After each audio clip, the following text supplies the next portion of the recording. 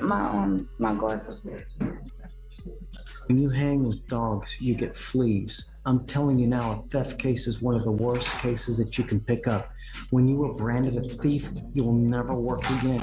You will not even be able to get an apartment. That's how bad a theft conviction is. I'm telling you because I have people that call me now. Hey, I can't get an apartment because I got this theft conviction. What can I do? The person already pled to the third theft case. When you hang with dogs, you're letting them bring you down. I would be careful with the company that you keep. All right, guys, this is where it gets real. The judge isn't just handing down a sentence, he's delivering a life lesson. Hang with dogs, get fleas. That's not just a dig, it's a warning. He's drawing a straight line from her. Choices to her consequences. No sugarcoating, no sympathy. So what do you think? Did she genuinely get caught in the wrong crowd? Or is that just an excuse? Drop your take in the comments. We want to hear it. Ms. Petrie, ma'am, you are charged with theft. You're facing up to 6 months in jail and/or a $2,000 fine. She has a co-defendant. Do you guys have the cause number? So this was this the one that we spoke about earlier that had a felony, or was that a different person? That was a different one. Betty. Yeah, the co-defendant already pled in the 177. There was a theft, 2 previous convictions. Got it. Okay, so we don't need to worry about it. So, okay. All right, so Ms. Petrie, you were charged with theft. You're facing up to 6 months in jail and/or a $2,000 fine. We're going to do probable cause. You have the right to remain silent. Anything you say can or will be used against you. You have the right to have an attorney present during any questions and interviews with the state of Texas. If you cannot afford a lawyer will be appointed to represent you, man. Okay. On May 9, 2024, officers were dispatched to the Old Navy at 4516 Tacoma Street in Harris County, Texas. Complainant witness, store employee, advised officers that... Welcome to the courtroom, where a 20-year-old is staring down a serious theft charge. Caught on camera with baby clothes in hand and a co-defendant who's no stranger to the system, this case quickly moves beyond petty shoplifting. The judge isn't playing around. He's making it clear this isn't just a slap-honderist moment, a theft conviction at this age that could change everything. But is there more to the story? Stick around, because what seems like a simple case might just reveal deeper truths about survival, influence, and second chances. Where 2 females placed baby clothes in their bags, walked past all points of sale and exit the store without paying for the items. Complainant gave a description of the defendant and co-defendant Addison and the vehicle that they were in. Officers approached the vehicle with a specific license plate provided by the complainant. Officers recovered baby clothes identified as belonging to Old Navy from under the front seat of the defendant's vehicle. No criminal history. Ms. Petrie, I'm going to find that there's probable cause to go forward with the case. How old are you? I'm 20. I made 20 May 9th. How old are you? 20, just made 20 on the 9th. It was her birthday. To Miss Addison, to you. My glasses. When you hang with dogs, you get fleas. The judge doesn't sugarcoat it. That line hits hard. He's not just addressing the crime, he's warning about the fallout. A theft conviction isn't just a court date. It's a label that follows you. Job applications, housing, even your reputation all take a hit. This moment shines a light on how one wrong decision, especially at a young age, can snowball into a lifetime of closed doors. It's a blunt reminder of how the justice system often offers no rewind button, just consequences. You get fleas. I'm telling you now, a theft case is one of the worst cases that you can pick up. When you are branded a thief, you will never work again.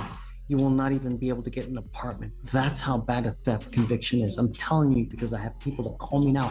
Hey, I can't get an apartment because I got this theft conviction. What can I do? The person already pled to the third theft case. When you hang with dogs, you're letting them bring you down. I would be careful with the company that you keep. You now have this theft case on you and you're only 20. You're going sideways quick. I would be very careful, man. Did you graduate from high school? 12 years in school and still no diploma, that admission says a lot. It's more than just dropping out. It's a story of almost making it, but falling short. Whether it was personal choices, lack of support, or systemic failures. The result is the same. Another missed milestone. In that moment, the courtroom feels like more than just a place of judgment. It becomes a reflection of larger issues. Education, opportunity, and the ripple effects of slipping through the cracks. It's not just the defendant on trial, it's the system. I did 12 years though. I just didn't graduate because I got kicked out. When people look to hire you, oh, okay, she did 12 years, yay. It doesn't work like that. But I applied to go back to school. I am now making it a condition of your bond that you go back and get your diploma. If you don't, I'm gonna have you stay with me. You understand me? You, at the very minimum in life, have to have your high school diploma, otherwise you will go nowhere in life. Now with a theft conviction, or with a theft as well, you're killing yourself and you're only 20.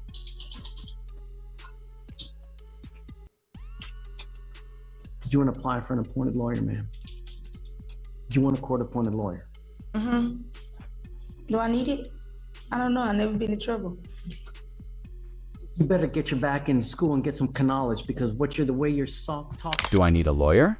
I've never been in trouble. That one line says so much. It's an honest question, but it also reveals just how unfamiliar many people are with how the justice system really works. This isn't just about guilt or innocence. It's about navigating rules, rights, and procedures. Most of us never learn until it's too late. The courtroom isn't intuitive, and one wrong move can change everything. Her question highlights a bigger truth, that legal knowledge shouldn't be reserved for lawyers. Everyone needs a basic roadmap. No, it's just not going well at all. I just don't know if I need one because I've never been in trouble. You're facing 6 months in jail, and did you not register everything I just told you about how bad a theft is? Did it not register? I did. Okay, you need a lawyer, man. Okay, I want one. Can we get a one? I'm gonna have you fill out an application. I'm gonna bring you back here in 2 weeks. I wanna know in 2 weeks what you've done to try to get back in to get your GED or to get back into school. I'm already applied to get back to get my GED. I have to go in July. I want proof. I'm not gonna take your word for it. I am making that a condition of your bond. If you don't comply with these bond conditions, I will revoke your bond. I will put you in jail. Okay. You understand? Yes, sir. Can I ask a question? No. I will give you a lawyer today. Ask your question to the lawyer. Ma'am. The judge lays it out clearly. Return to school, cut ties with bad influences, and steer clear of trouble. It's a tough stance, but there's care underneath it. This isn't just about punishment. It's about offering a path forward, a second chance with strings attached. But here's the real question. Does this kind of tough love work? For some, it might be the wake-up call they need. For others, the pressure could backfire.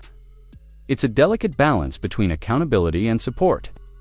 What do you think? Can courtroom discipline actually lead to redemption, or is it just more weight on already heavy shoulders? With Miss Addison, and not to go back to any Old Navy. Do you understand? Yes, sir. Don't pick up any new cases. Behave yourself. Yes, sir. Okay. Channel that in a positive way into school. Holy moly, you could go so far. You could be a lawyer, be a doctor. Really, if you channel that in a really good way, you could go places instead of becoming another statistic back there, because all those people back there is because they don't think before they speak, they don't think before they act, and they just wig out and do whatever they want without thought to consequence. That's about maturity and growing up. You got to think before you act. John has gotten you a really great deal where if you do just a couple things, he'll dismiss this case for you. Yes, sir. I'll reset your case to give you the opportunity to do this.